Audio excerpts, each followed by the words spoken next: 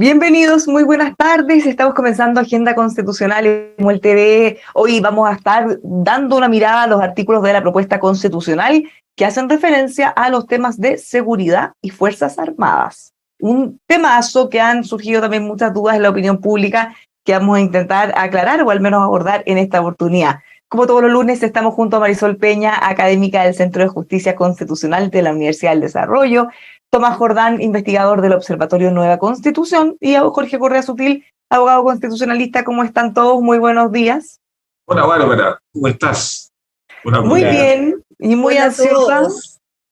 Muy ansiosa, lo he visto también a ustedes muy activos, justamente en esta labor titánica, que ya nos van quedando poquitas semanas antes del plebiscito. ¿Quién iba a pensar que pasa tan rápido?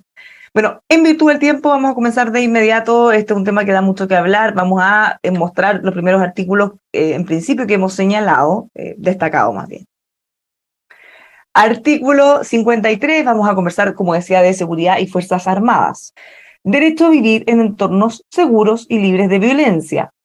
Es deber del Estado proteger en forma equitativa el ejercicio de este derecho a todas las personas a través de política de prevención de la violencia y delito. Las acciones de prevención, persecución y sanción de los delitos, así como la reinserción social de las personas condenadas, serán desarrolladas por los organismos públicos que señalen esta Constitución y la ley. Jorge, en términos generales, ¿qué le parece esta declaración? El derecho, como decíamos, que está señalado en el artículo 53. Me deja frío, Bárbara, más bien me produce cierta preocupación. No creo que la declaración de un derecho como este, a vivir en entornos libres de violencia, vaya a producir entornos libres de violencia. Creo que no va a producir nada. Y me preocupa una cosa, dos cosas me preocupan. Me preocupa que este sea un derecho, y es un derecho, que se puede reclamar judicialmente. Ya tenemos un cierto desorden en la distribución de carabineros en el país, producto de que los jueces ordenan a los carabineros estar de punto fijo o de cuidadores de predios, aquí y allá, y creo que eso implica no siempre una buena distribución de la fuerza pública. Creo que la distribución de la fuerza pública tiene que hacerla el responsable de la fuerza pública, que lo vamos a ver en un segundo, pero que típicamente es el gobierno y el ministerio encargado de la seguridad. Y lo segundo que me preocupa es que las acciones de resocialización, de reinserción social de las personas condenadas, haya quedado reservado solo a organismos públicos. Típicamente el Estado, y ha sido una tradición en Chile, se ha apoyado de organismos privados en la reinserción social de los delincuentes, y eso ha sido muy importante, particularmente en la búsqueda de trabajo de las personas que están con libertad condicional. Eso me parece a mí que no va a ser posible a partir de este texto constitucional, que en eso quedó, creo yo, defectuoso. Le pregunto a los dos, Marisol y Tomás, en cuanto a lo que ha señalado Jorge. Por un lado, ¿qué tan complejo puede ser la judicialización pensando que, por ejemplo, no sé, el derecho a la vivienda digna? Uno se puede imaginar que la forma de solucionarlo es que se decretara que el gobierno o el Estado tiene que proveer una vivienda, ¿cierto? Es una cosa súper concreta. Pero en este caso, ¿cómo se puede reclamar que uno no está viviendo en un entorno seguro, libre de violencia? Y por el otro lado, respecto a limitar o qué tanto se limita la acción en la reinserción social de los organismos privados, porque como dice Jorge, dice serán desarrolladas por los organismos públicos que señalen esta Constitución, o sea, ni siquiera todos los que señalen esta Constitución y la ley.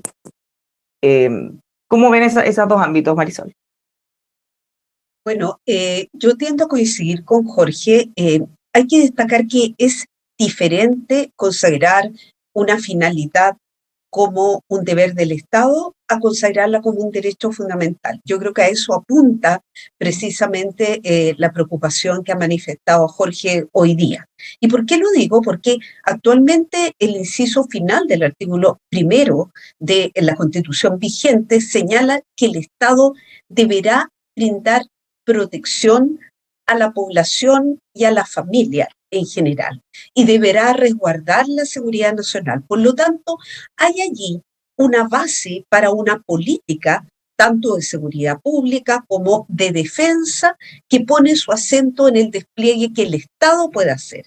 Cuando uno pone el acento en el otro lado, en el lado de un derecho fundamental, eso significa efectivamente, yo coincido, con que lo hace justiciable. Y para aterrizarlo, a mí me preocupa cómo esta justiciabilidad del derecho a vivir en entornos libres de violencia, que pone su acento además en la política de prevención de la violencia y el delito, ¿cómo se va a hacer efectiva frente a lo que hoy día se está denominando en general en el derecho comparado el derecho a la protesta social? Hoy día en nuestras sociedades las movilizaciones sociales se han instalado como una forma de manifestar demandas, de transmitir inquietudes a las autoridades, pero sabemos que la protesta social se mezcla inevitablemente con episodios de violencia que afectan la integridad de las personas y ciertamente de la propiedad pública y de la propiedad privada. Entonces, yo no veo ahí cómo. ¿Será que entonces pueden, a partir de un derecho como este, las personas que vieron vandalizados sus negocios en todos los alrededores de la Plaza Baquedano, hoy llamada Plaza Dignidad, recurrir judicialmente a partir de este derecho? Son parte de las interrogantes que se levantan y a mí me parece que van a generar eventualmente situaciones muy complejas. Y por último, respecto de la reinserción social, no puedo sino estar más de acuerdo. Hay en la Convención Constitucional se discutió precisamente la prohibición expresa de que los privados participen en el sistema de cárceles concesionadas, y yo creo que eso es un error, en la medida que lo que se persigue es la reinserción social, no solo el castigo de los condenados, sino que volver a colocarlos en la sociedad como elementos útiles. Esto es una labor que de suyo me parece que desborda la capacidad del Estado de hacerlo eficientemente. Tomás, ¿cómo lo ves en general y estos dos puntos que hemos abordado con más profundidad? Sí, dos cosas. Una, tengo un matiz con Marisol y Jorge en la primera parte y en la segunda tiendo a coincidir con ellos. La primera, yo creo que aquí hay que tener claro que el Estado es el que tiene el monopolio de la fuerza, y así lo declara el texto constitucional, la propuesta en el 295.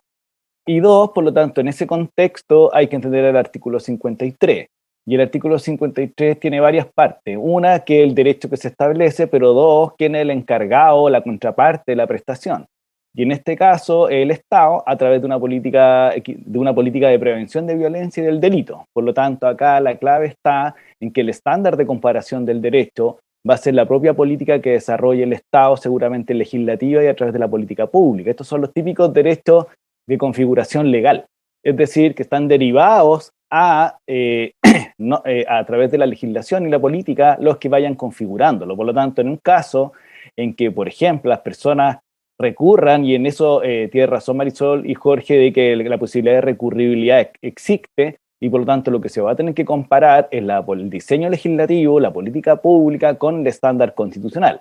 Y ahí es lo que los jueces van a tener que evaluar, y sería un error que la judicatura futura tratara de reemplazar al tomador de decisiones de política pública en configurar la política propiamente tal de prevención de la violencia y el delito. Sobre los segundos, sí me parece que es un error configurar que solo los organismos públicos pueden, sobre todo, ejercer las labores de reinserción. Espero yo que el legislador o el intérprete constitucional pueda entender que la palabra desarrollar no se refiere solo a elaborar y ejecutar, y por lo tanto que pudiera generar una apertura en ese tema. Pero sobre lo primero, me parece que ahí es más o menos claro quién es el sujeto obligado y cuáles serían los márgenes de la acción en el caso de su recurribilidad. Jorge, ¿qué tanto espacio tiene el legislador o el que interprete para poder buscar algún mecanismo que no quede circunscrito solo a los organismos públicos? Porque acá dice, serán desarrolladas por los organismos públicos que señalen esta Constitución en la ley. Yo creo que ninguno, Bárbara, y yo creo que Tomás, claro, manifiesta buenas intenciones, pero el texto va en la dirección contraria. El Estado tiene el monopolio de la fuerza, sobre eso no tenemos ninguna duda, digamos. Pero el Poder Judicial forma parte del Estado, güey. Entonces, esto está fraseado como un derecho, no como una obligación del Estado. Si estuviera fraseado como obligación del Estado, como señala Marisol, bueno, no tenemos ningún inconveniente, está muy bien. La Constitución española lo frasea los derechos, o muchos de los derechos económicos, sociales y otros, como obligaciones del Estado, y estaría muy bien que dijera el Estado tiene la obligación de proveer seguridad, etcétera, etcétera. Pero aquí lo que dice es que el individuo tiene un derecho a vivir en entornos seguros, y cuando la persona diga, mire, yo no vivo en entorno seguro, y vaya a un tribunal para decir, yo no vivo en un entorno seguro, la población X, B o Z no es un entorno seguro, bueno, los jueces van a tener que contestar algo. Y los jueces no pueden mirar para el techo. Tomás dice, ojalá no se metan. Bueno, pero entonces, ¿para qué se declara esto como un derecho si no queremos que los jueces se metan? Estamos diciendo a los jueces que tienen que meterse, porque si no, no es un derecho, ¿no? Y entonces el juez va a decir, mire, vaya punto fijo, vaya, a lo mejor el juez es muy inteligente y es mejor que el ministro del Interior, y va a decir cómo tienen que patrullar los jueces en esa población. Pero yo prefiero que haya una responsabilidad política sobre esto y que el reclamo sea un reclamo político, de decir, mire, en la población no sé cuánto no se está asegurando el derecho a vivir en un entorno seguro, pero eso no es un derecho justiciable, y este es un derecho justiciable. Tomás, Sí, ¿cómo tendrían que actuar los jueces eventualmente? Sí, Si, lo que pasa... Sí, te sigo, perdona. sí, ¿cómo tendrían que actuar los jueces si eventualmente una persona fuera a recurrir a la justicia a decir, bueno, no se me está cumpliendo mi derecho a vivir en un entorno seguro y libre de violencia? Sí, primero que todo, yo supongo que coincido con Jorge en que el juez tiene que leer el texto del artículo 53, porque dice: es deber del Estado proteger en forma equitativa el ejercicio de este derecho a todas las personas a través de una política de prevención de violencia y del delito, y que considerará especialmente las condiciones materiales. Por lo tanto, el juez no puede leer separadamente o sesgadamente el texto. Lo que tiene que leer es cuál es el mandato a este que ejerce el monopolio legítimo de la fuerza, y por lo parte quién va a ser la contraparte de la prestación, y el texto expresamente dice la manera en que se tiene que hacer. Por lo tanto, no es que yo pueda decir voy a reclamar aisladamente solamente el párrafo hasta el punto seguido y después no voy a considerar lo siguiente. No. El texto y el artículo y un derecho se lee de manera tal que está como está configurado. Y está configurado por esas partes. Una, porque se establece el derecho, y dos, le encarga a alguien el ejercicio y la ejecutibilidad de ese derecho, porque lo dice exactamente así. Es deber del Estado proteger en forma equitativa el ejercicio de este derecho, y ese es el sujeto pasivo. Por lo tanto, en el fondo, cuando nosotros reclamamos, se le oye reclamar al Estado si está ejecutando de la manera o el estándar constitucional el ejercicio, y si lo está cumpliendo, el derecho no va a estar vulnerado. Si no lo está haciendo por distintas razones, que hoy día ocurre. Hoy día ocurre cuando se recurre a los tribunales y se examina la forma en que el Estado está desarrollando una política de seguridad, incluso el ejercicio de la fuerza pública, y se examina contra los propios estándares que hoy día exigen. Por lo tanto, la pregunta ¿es una cláusula totalmente abierta? No, todo lo contrario. Es el propio texto el que le fija los márgenes de actuación al Estado. Pero dice que es un deber del Estado, Tomás, los jueces son parte del Estado. Sí, pues. Jorge, pero es a través de una política, o sea, va a proteger a través de una política. Dice la política? A través de una política de prevención de violencia y del delito. Bueno, y los jueces no pueden corregir los jueces no pueden corregir la política. El juez puede comparar los hechos con la política, pero no puede generar la política de acuerdo al mandato. Por lo tanto, a menos que nosotros tenemos disponibilidad acá de afirmar que los jueces pueden armar la política, y eso excede el texto constitucional. Esa es una eventualidad que habrá algún juez eventualmente, pero lo que dice el texto es que el Estado tiene ese deber a través de una política de prevención del delito. Y la pregunta es, de acuerdo al texto constitucional, ¿quién elabora las políticas? Y las políticas se elaboran por dos vías: por la vía legislativa y por la vía de la política pública. Marisol, escuchando lo que dicen... Sí, perdona, Bárbara. Ustedes fueron jueces, por lo tanto, la pregunta es si ustedes son aquellos que tomarían esto, o hubiesen tomado y lo hubiesen interpretado extensivamente, y hubiesen dicho, ¿sabe qué? Acá no nos interesa lo que diga el legislador, no nos interesa lo que diga el Ministerio del Interior, sino que nosotros vamos a definir lo que significa esto. ¿Eso hubiesen hecho?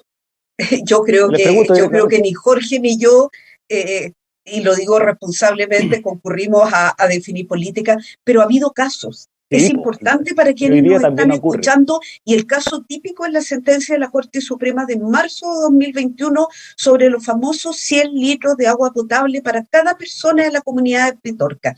Si eso no es definir una política pública de acceso al agua, no sé lo que es. O sea, realmente los jueces, hoy día, y lo digo con el mayor de los respetos, han pasado en algunos casos ese límite que consiste en hacer justicia para el caso concreto, a sentar las bases de la definición de ciertas políticas que se imponen al Estado, por ejemplo, contigo, en lo que se refiere al acceso al agua. Concuerdo 100% contigo, Marisol, y eso ocurre en este texto constitucional, y por lo tanto la pregunta es, ¿qué es mejor, fijar los contornos a la política y cosa que el juez tenga que ajustar esos contornos, o dejarlo abierto, como hoy día ocurre? Y como ocurre que está abierto, los jueces entienden a interpretar de lo que ellos estimen, porque en el fondo las cláusulas tan generales, o que no se recurre, o que no se fijan contornos, te permite interpretaciones abiertas. Y cuando hay contornos más fijos o más restrictivos, te permite interpretaciones más restrictivas. Ese es mi único punto. Entonces, o sea, escuchando a ustedes tres, pareciera que es una complicación que se haya establecido como un derecho, no como una obligación del Estado, pensando en que se va a abrir todo este flanco que podemos discutir, que un juez perfectamente podría decir, bueno, la Constitución garantiza este derecho, yo tengo que hacer algo para que se cumpla y abrir ese espacio, ¿o no? Eso es lo que cree Marisol Mejor. Yo lo que digo es que yo dice claramente que es deber del Estado, lo voy a leer literal, es deber del Estado proteger de forma equitativa a través de una política. Tomás, si dijera dice derecho a vivir en entornos libres. Claro, el derecho, ustedes lo saben mejor que yo, tiene un sujeto activo que es el titular y alguien que es el sujeto obligado. El sujeto obligado es el Estado, y el punto seguido le fija expresamente qué tiene que hacer ese sujeto obligado. Es deber del Estado, porque él tiene el Estado el monopolio legítimo de la fuerza, por lo tanto, él es el sujeto obligado, y le dice cómo tiene que proceder. Es deber del Estado proteger de forma equitativa, bla, bla, bla, bla. Por lo tanto, Bárbara, solamente establece el derecho, perdón, y termino ahora. Si solo dijera lo primero y no tuviese lo segundo, nosotros no sabríamos cuáles serían los deberes del Estado y lo que debería hacer. Pero el texto se pone en la hipótesis de decirle al Estado, al sujeto pasivo, lo que tiene que hacer. Es decir, lo va acotando el derecho necesariamente a esas hipótesis. Si no dijera nada, Tomás, si solo tuviera la primera fuerza, ellos tendrían 100% la razón. Tomás, ¿y para qué dijeron lo primero? Porque hay derechos que tú sabes muy bien. ¿Pero para qué?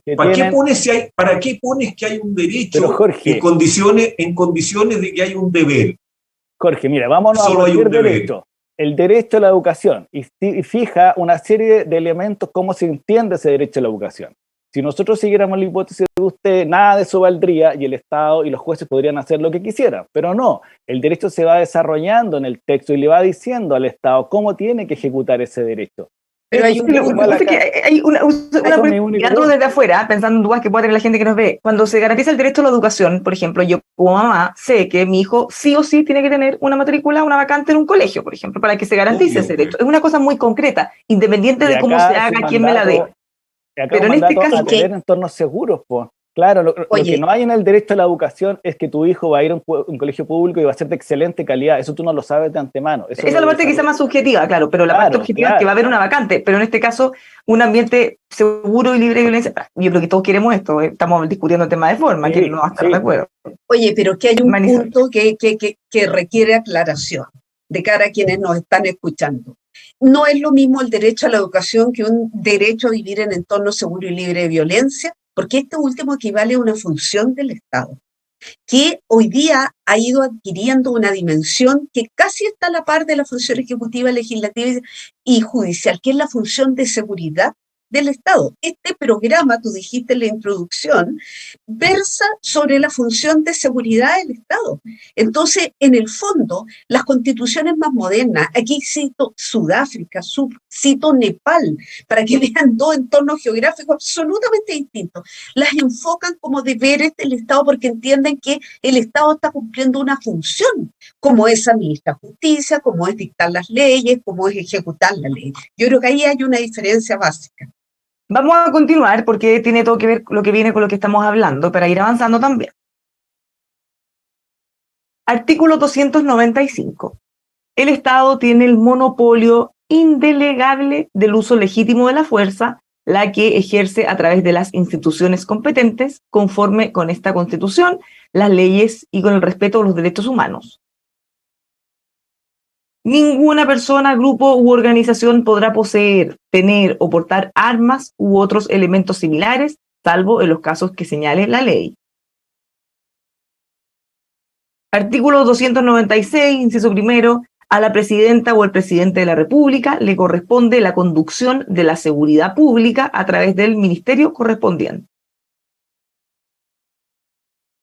Artículo 297, inciso primero. Las policías dependen del ministerio a cargo de la seguridad pública y son instituciones policiales no militares de carácter centralizado con competencia en todo el territorio de Chile. Finalmente destacamos en este ámbito el artículo 298.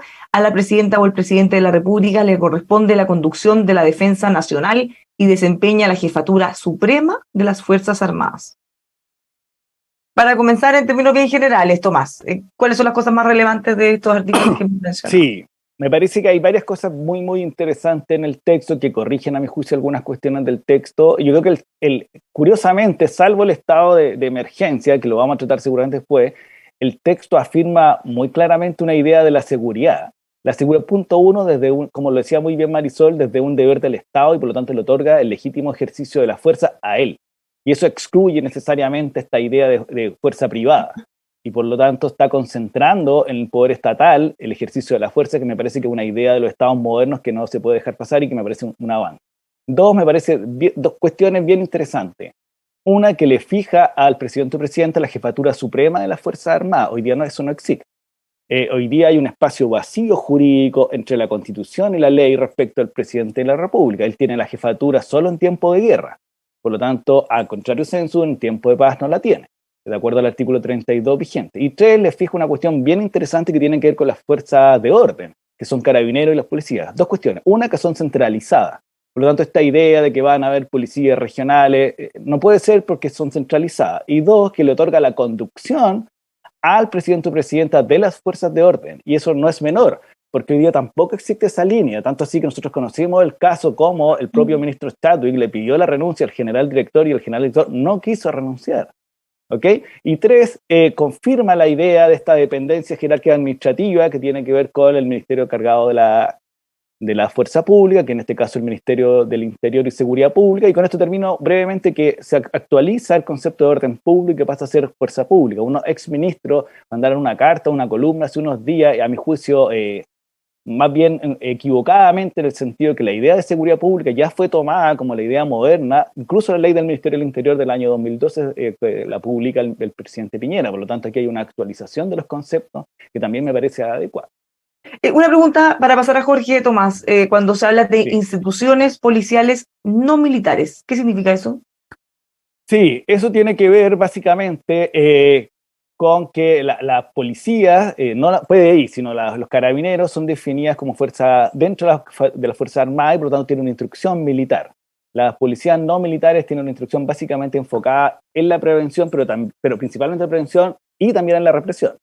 Quiero decir que las fuerzas militares tienen una educación inversa porque tienen por objeto necesariamente la militarización y por lo tanto la represión. Eso, ahora bien, en términos prácticos, voy a ser sincero, una fuerza no militar tiene la misma capacidad represiva de una fuerza militar porque básicamente tiene que cumplir las finalidades de mantención del orden público. Si uno conoce fuerzas no militares en países desarrollados, no ejerce una función, digamos, más suave o tenue, sino que su enfoque que tiene que ver con la forma de educación y con la política de prevención es la preeminente. Jorge, respecto a esto mismo, ¿qué implica? Porque es un tema que se ha discutido mucho en debates, en discusiones en todos lados respecto a qué implicancia tiene realmente que no sean de carácter militar. Bárbara, no podemos saberlo con precisión, digamos, porque el concepto de militar y no militar no es enteramente claro. Yo entiendo que lo militar típicamente dice relación con un enemigo, y lo policial, en cambio, no dice relación con un enemigo. Y por lo tanto, a mí me parece razonable que se defina a las policías con un carácter no militar. pero a condición de que naturalmente se implemente bien ese concepto después, digamos, ¿eh? De que no se las prive de su carácter de fuerza, no digo, de fuerzas armadas, ¿eh? En el sentido de uniformadas. ¿Eh? Me parece que es un valor muy importante de Carabineros, su jerarquía, su disciplina, etcétera, que son características que pueden predicarse tanto de lo policial como de lo militar, pero que yo no las perdería de ninguna manera. Quiero hacer dos comentarios. A mí me parecen muy bien estos artículos. Creo que definen mejor de lo que tiene la Constitución del 80 lo que venimos viviendo desde el año 2005 en adelante, que es la subordinación militar y policial a lo civil. Creo que hay dos defectos, ¿eh? El primero es en el 295, número 2, que dice: la ley regulará el uso de la fuerza y el armamento que pueda ser utilizado en el ejercicio de las funciones de la institución autorizada por esta Constitución. No me parece que deba hacerse una reserva de ley respecto del armamento. El armamento es una cuestión que tiene que irse modificando periódicamente, que puede estar en un protocolo, en un reglamento, pero dejarlo a la ley corre el gran riesgo de que el legislador no lo actualice y terminemos con fuerzas policiales con armamento muy, muy retrasado. Por lo tanto, por tomar resguardo, supongo, de que el armamento no se exceda, yo creo que los convencionales se excedieron y cometieron en eso un error. Y lo segundo es una cuestión que se desprende de estas disposiciones, ¿eh? El presidente de la República deja de tener representación en las regiones. Hasta aquí, hasta poco tiempo atrás, había tenido un intendente, después ha habido un delegado presidencial, y la Constitución, si no me equivoco, no contempla ahora un representante del presidente de la República en las regiones. Entonces, me parece que va a faltar una persona con jerarquía suficiente para el mando de las policías en cada una de las regiones, que no van a estar descentralizadas, por suerte. Yo creo que las policías no deben estar descentralizadas, pero tienen que tener un mando civil descentralizado, porque de lo contrario, es muy difícil que el Ministerio del Interior desde Santiago, o el Ministerio de Seguridad Pública, tenga capacidad de entender bien la realidad delictual de Copiapó o de Aysén. ¿Eh? Esa realidad delictual es mejor que la comprenda una persona con buena jerarquía.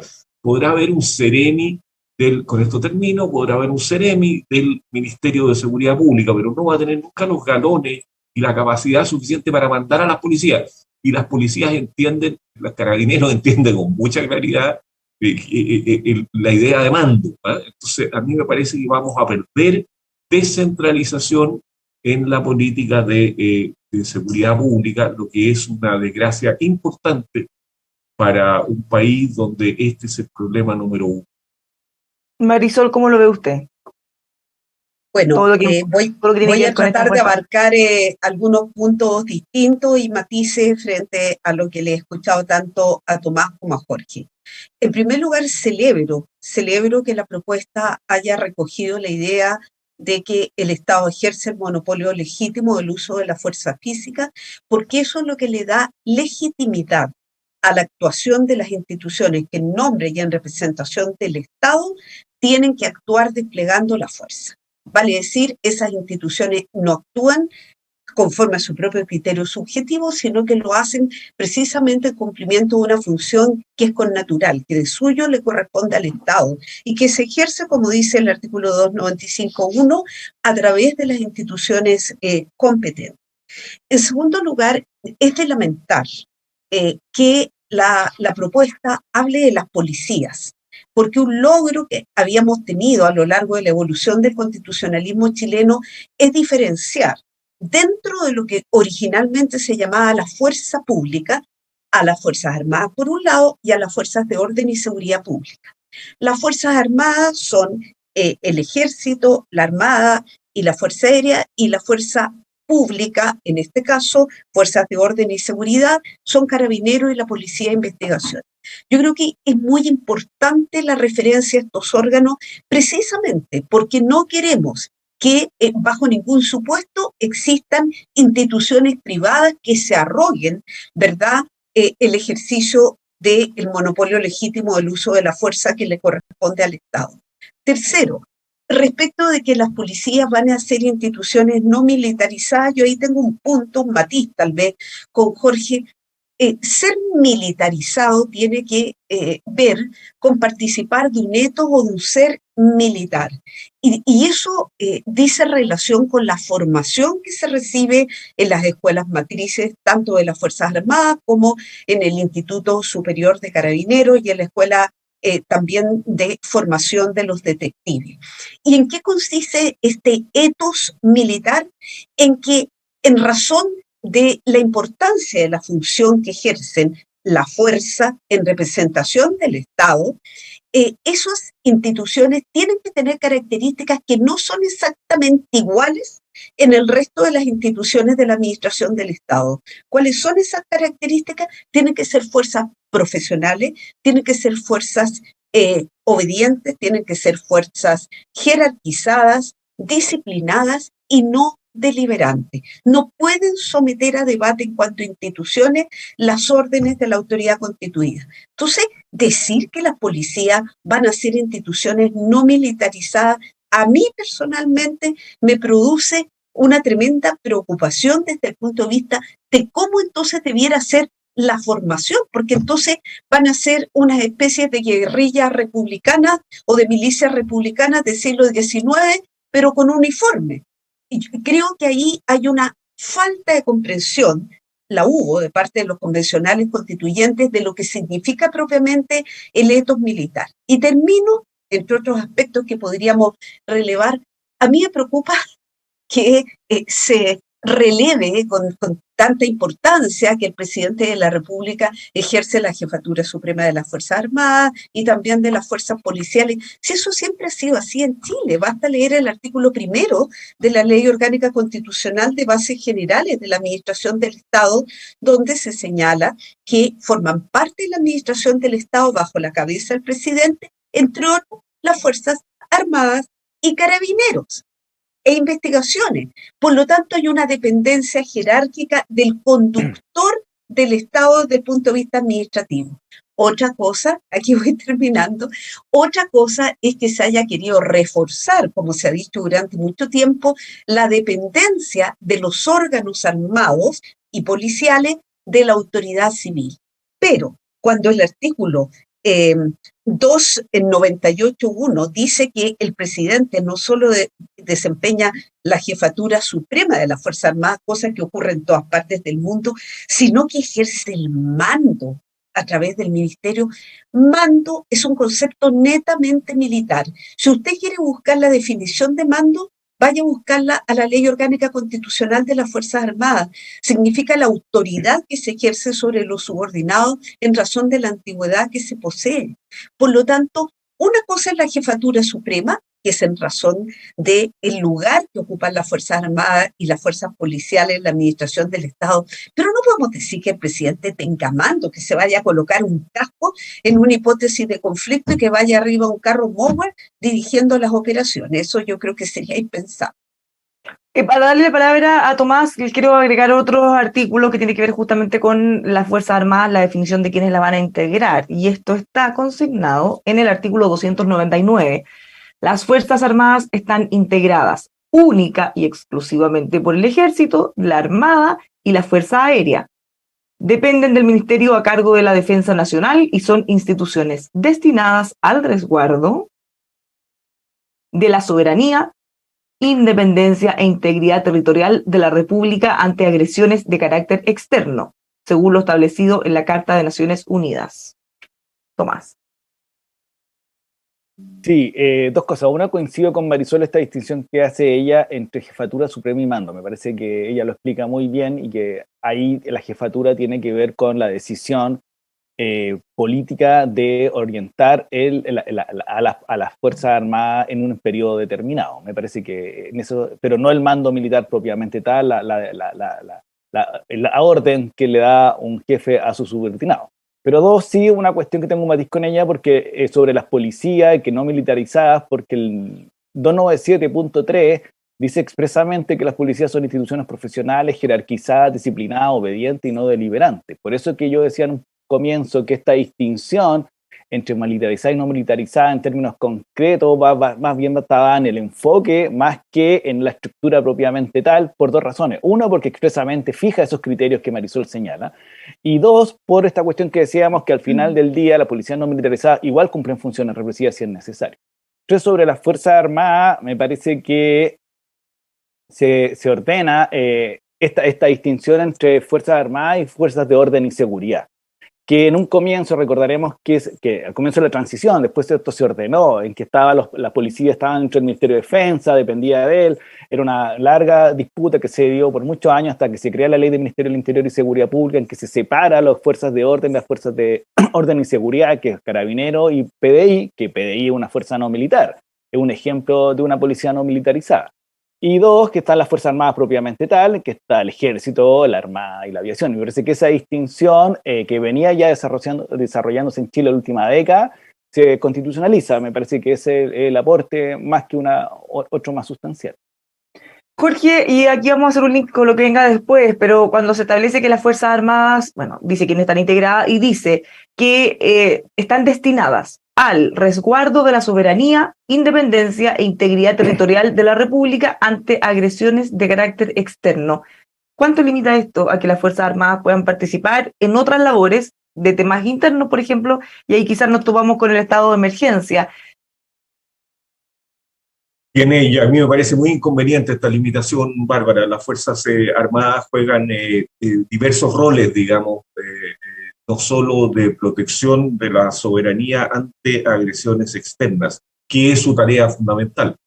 Lo ejercen en estados de catástrofe, ante terremotos, ante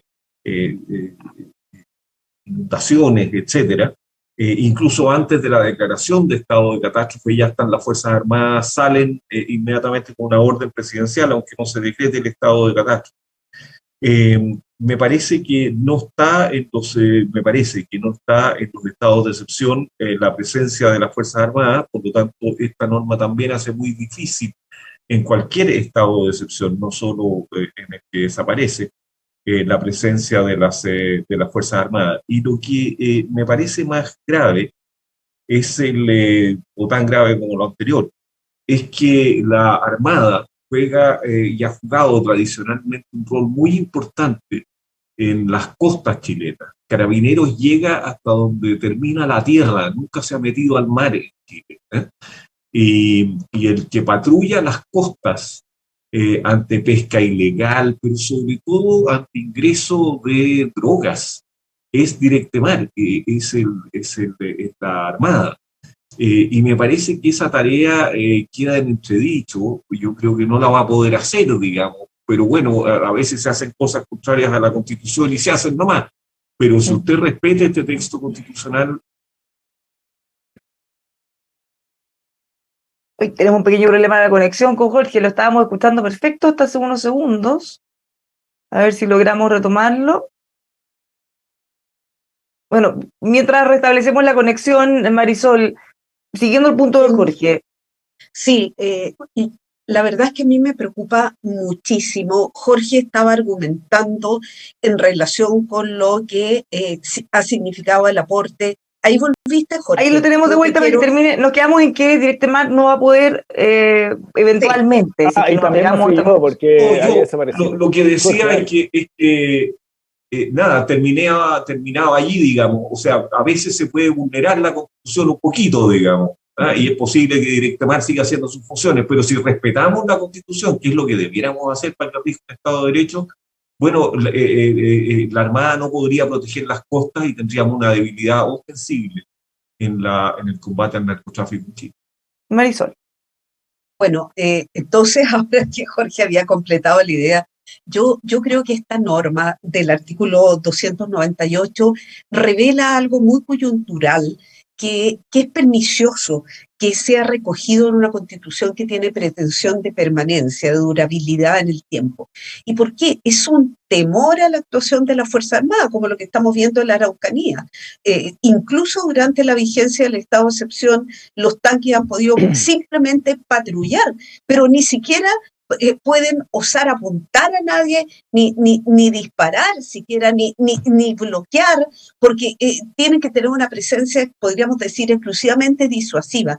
Hay un temor a lo que las Fuerzas Armadas puedan hacer para apoyar la seguridad interna, y a mí me parece que eso es una expresión de falta de realismo político, porque en otros países de América Latina, podemos citar Perú en el combate al narcotráfico, y también en Brasil, las Fuerzas Armadas han tenido que ser desplegadas en apoyo de las fuerzas policiales, por lo menos, si no operativamente, desde la perspectiva de la inteligencia. Pero además quisiera continuar con la idea de Jorge y decir que restringir la misión constitucional de la Fuerza Armada a la seguridad externa echa por tierra todo el aporte que las Fuerzas Armadas han hecho y continúan haciendo a ciertas políticas clave. Y lo voy a mencionar por institución. La política de fronteras interiores del Ejército, que se ha traducido en la apertura de la carretera austral, fundamentalmente con el apoyo de la Fuerza Militar del Trabajo, ha sido sustancial. Ahora no se podría seguir haciendo porque las Fuerzas Armadas van a tener que estar solo para eventuales agresiones externas. Segundo, la política aeroespacial que ha desarrollado la Fuerza Aérea y que nos ha significado tener en órbita un satélite. Nosotros, no sé si las personas sabían, pero hemos tenido el FASAT Alfa, que es un satélite que hoy día cumple funciones básicas en la observación del clima, en fin, en una serie de otras materias que no tienen nada que ver con la seguridad, pero que aportan al desarrollo. Y tercero, coincido con Jorge, la política del mar presencial que ha desplegado la Armada de Chile, en el fondo que supone reconocer la influencia que existe desde el punto de vista de la soberanía en espacios de nuestro mar, que no pueden estar divididos geográficamente, ha sido tan importante que incluso el concepto mar presencial llegó a ser incluido en la ley de pesca. Todo esto, que más allá de seguridad interna, que a muchos les puede dar temor, significa aporte de la Fuerza Armada al desarrollo nacional. Sencillamente, si se aprueba esta norma tal y como está, va a quedar totalmente truncado, y a mí me dio una lástima tremenda, porque yo creo que ha ido en beneficio de muchos compatriotas a lo largo de todo el país. Tomás, ¿algo que agregar antes de pasar a los estados de excepción? Sí, sí concuerdo que ahí el texto, define bien el rol de las Fuerzas Armadas en materia de la soberanía, independencia e integridad territorial respecto de su rol 1, que es la defensa de las fronteras, pero es vacía respecto de aquello que tiene que ver con la cooperación interna, salvo los estados de excepción, porque los estados de excepción hoy día, claro, están a cargo constitucionalmente de un jefe de la defensa, pero el texto no omite eso, sobre todo el estado de asamblea y de sitio, sino que lo dispone solo el jefatura civil en el caso de catástrofe. Por lo tanto, hay un rol interno de las Fuerzas Armadas en el estado de sitio, y por lo tanto ahí hay una cuestión. Pero me pasa que tiendo a coincidir en que el rol de cooperación, que además hoy día es derivado del texto, no es que esté expresamente en el texto, porque en el fondo la apertura del texto le permite, por ejemplo, cooperar en materia de catástrofe a las Fuerzas Armadas, ser un colaborador del poder civil. En este caso, incluso hay la ley de sismo y catástrofe lo ordena de esa manera. Entonces, yo creo que ahí hay que ver si esa ley sigue estando vigente de acuerdo al contexto constitucional, y si no, habrá que seguramente modificarme, porque ese rol tiene que seguir cumpliendo. Ahora, algunos dicen en la convención, porque esto lo que en algún momento me tocó participar en esa discusión tangencialmente, decían que ante la definición del 299 no excluía esta cooperación no militar muchas veces de las Fuerzas Armadas, porque la cooperación militar está dada por los estados de excepción propiamente tal. Ya, pero ahí dice, o sea, lo deja súper acotado explícitamente, que van a estar agresiones, claro, soberanía, habla de independencia. De carácter no, por eso estoy diciendo lo que estoy diciendo. Aquí o es una ausencia, porque a juicio de los convencionales que estaban discutiendo la seguridad, era más bien una interpretación que se podía dar a partir de ese texto. Vamos ahora a la última tanda de artículos que hemos escogido, y de hecho este es uno como referencia porque abarca mucho más y lo vamos a explicar en detalle. 300. solo se podrá suspender o limitar el ejercicio de los derechos y garantías que la Constitución asegura a todas las personas bajo las siguientes situaciones de excepción: conflicto armado internacional, conflicto armado interno, según establece el derecho internacional, o calamidad pública.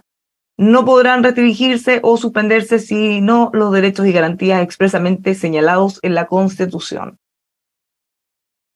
Acá entramos a la otra parte que también ha generado mucha discusión y polémica respecto a cuáles van a ser los estados de excepción constitucional que se establecen y a la ausencia del estado de emergencia. Algunos señalan que uno de estos estados, el de catástrofe, podría de alguna manera, como calamidad pública, generarse una causal para invocarlo. Otros dicen que en realidad eso queda muy limitado. ¿Cómo lo ven ustedes, Jorge? Yo creo que sostener de que el estado de calamidad podría decretarse para graves alteraciones del orden público es un fake news, digamos, es un error nomás claro. Otra cosa es que nosotros quisiéramos volver a restablecer el estado de emergencia, pero más vale decirlo así, ¿eh? El estado de catástrofe solo puede decretarse ante la calamidad pública y eso no está incluido. O sea, aquí quedó fuera la causal de grave alteración del orden público para decretar el estado de sitio y desapareció el estado de emergencia. O sea, no hay posibilidad de ninguna especie de decretar estado de emergencia ante graves alteraciones del orden público.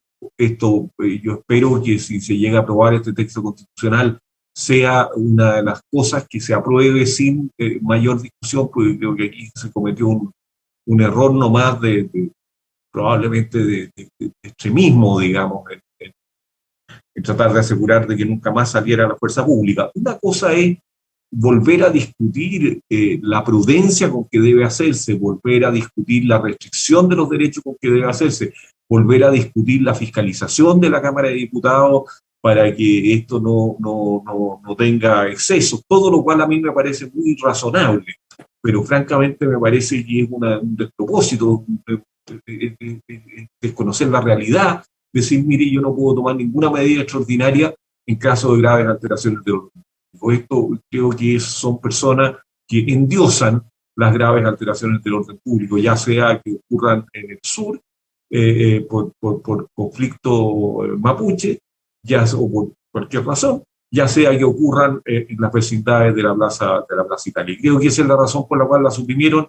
Podrían convencerme de lo contrario, que fue otra la razón, pero yo creo que fue esa, y esa no está aceptada, creo yo, por la ciudadanía. Tomás, ¿qué tanto espacio hay para interpretaciones o definitivamente, como dice Jorge, esto habría que eventualmente corregirlo si se aprobara la Constitución? Sí, que se quisiera reponer. Creo que sí, o sea, si se aprueba, yo estoy de la tesis de que hay que reponerlo. Me parece que el texto vigente distinguía claramente la hipótesis de grave alteración del orden, conmoción interior, y me parece que eso es una situación de orden público complejo. La interpretación, ¿qué quiero decir con esto? Que si va a terminar definiendo necesariamente la Contraloría eventualmente, si es que, porque en el fondo como una calamidad pública es parte de la catástrofe. Ahora, hay algunos artículos, alguna vez leí de Alejandro Silva Bascuñán en que él decía que la calamidad pública era el orden público también. Quiero decir que, pero para efectos prácticos, creo que la distinción que se hace hoy día es correcta de la emergencia para la grave alteración del orden público, y la catástrofe tiene que ver con estos sucesos naturales, los cuales sí creo que el texto hace bien en poner ahí un civil para efectos porque tienen que ver con la coordinación. Los que hemos estado, Jorge ha estado en el Ministerio Interior, yo estuve en el Ministerio Interior, a mí me tocó, no sé si alguien lo sabe, pero redactar el primer decreto de estado de excepción frente al terremoto.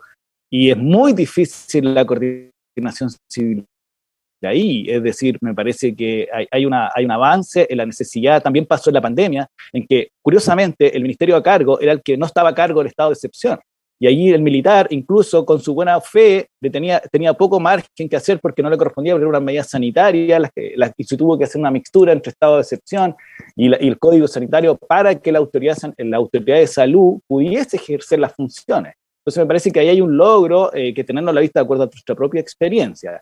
Vuelvo al punto, me parece que el estado de emergencia se tiene que reponer, es bache que se produjo esa disputa entre los moderados, yo diría, de la convención, en que tenían conciencia de la necesidad del Estado, pero aquellos que seguramente, a lo mejor, y nosotros tiendo a coincidir con Jorge, que esta experiencia, el estallido social, era como era como un Estado que no se debería incorporarse, pero dentro de la prueba para reformar, esto hay que reformar.